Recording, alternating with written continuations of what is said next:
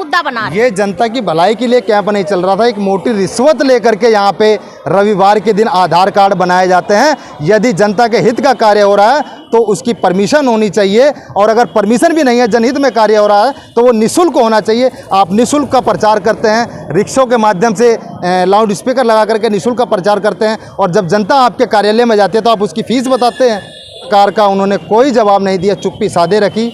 मैं इनके खिलाफ हाई कोर्ट तक जाऊंगा यदि मुझे यहाँ से जनता के हित में जवाब और न्याय नहीं मिला तो। राजा जी, शाम को 5 बजे से समय 7:17 हो चुका है, लेकिन राकेश जाटव ना तो परमिशन दिखा पाए हैं, ना थाने आ पाए हैं। तो कहीं ना कहीं वो कितने बड़े फ्रॉड साबित होंगे आने वाले समय में, ये देखना बाकी है मंगोलपुरी की जनता को।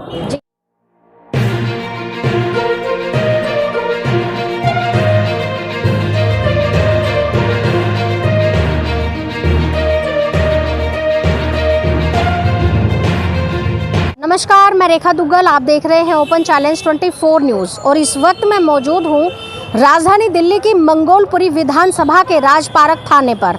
एक ऐसा मामला सामने आया जिसमें वार्ड नंबर 50 के निगम पार्षद जो आम आदमी पार्टी से हैं, राकेश जाटव, वार्ड नंबर 49 के निगम पार्षद राकेश जाटव के खिलाफ एक शिकायत दर्ज हुई है राजपारक थाने में।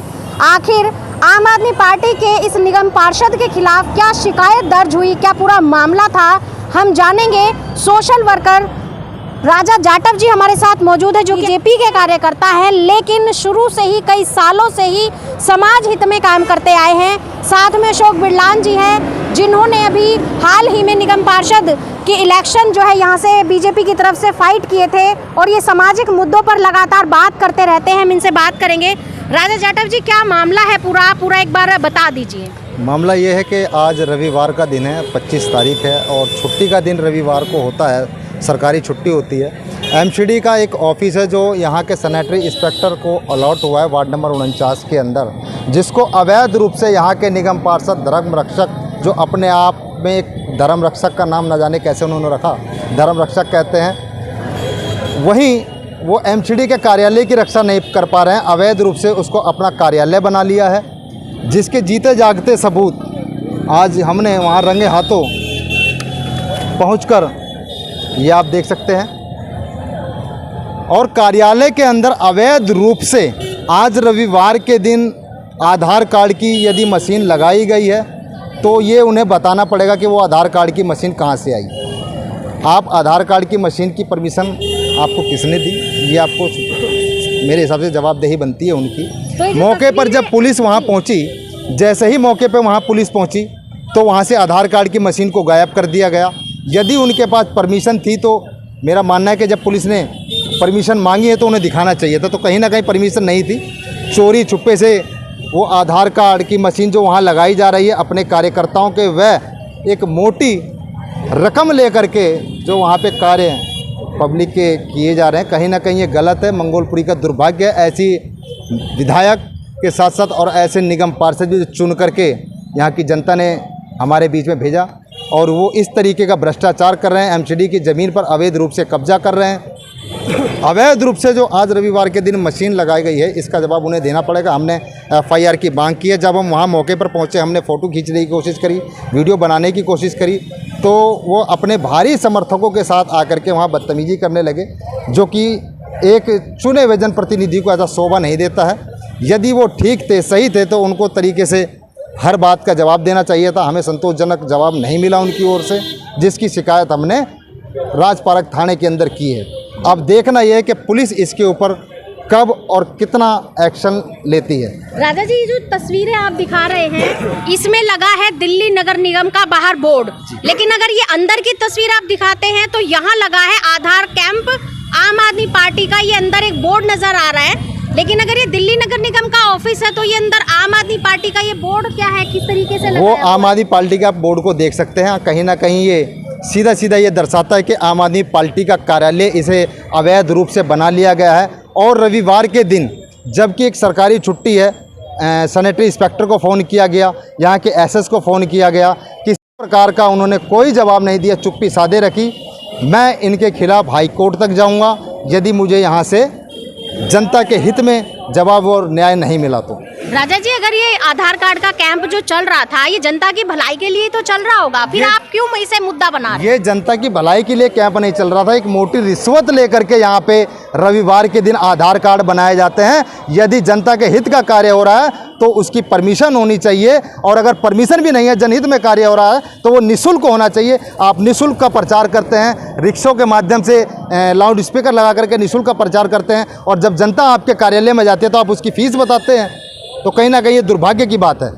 अशोक जी, जैसा कि अभी राजा जी ने बताया कि इतवार के दिन, रविवार के दिन ये आधार कार्ड का कैंप चल रहा था, तो क्या ये गैर कानूनी है? हाँ जी, ये गैर कानूनी है, और मैंने क्षेत्र का निगम पार्षद उसको कहा था, मैंने कहा था ये ऑफिस आपका है या नगर निगम का? उसने कहा नगर निगम का ऑफिस है। तो मैंने कहा ये जो आपने होल्डिंग जो लगाई है, जो आम आदमी का प्रचार कर रहे हो, ये गलत है आपका।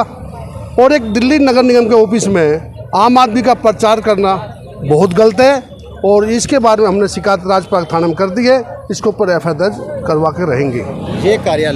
यह कार्यालय एमसीडी के कर्मचारियों को बैठने के लिए दिया गया है, सैनिटरी इंस्पेक्टर को अलॉट हुआ है, तो कहीं ना कहीं ये दलित समुदाय का भी शोषण करने का प्रयास कर रहे हैं राकेश जाटव जी, और यहाँ के स्थानीय जो प्रशासन एमसीडी अधिकारी हैं वो सब लोग इससे मिले हुए हैं, क्योंकि वो कार्यालय एमसीडी के कर्मचारियों के लिए, अगर एमसीडी के कर्मचारियों को कार्यालय नहीं मिल पा रहा है तो ये दुर्भाग्य की बात है, और ये अब देखना यह है कि इसमें कितनी जल्दी क्या कार्रवाई हो सकती है। राजा जी, आप शिकायत लेके थाने में आए हैं, तो क्या जाटव जी भी यहाँ पहुँचे, जो धर्म रक्षक है, क्या वो अपनी एनओसी लेकर पहुँचे कि उनके पास कोई अथॉरिटी थी, कोई ऐसा पत्र था कि परमिशन?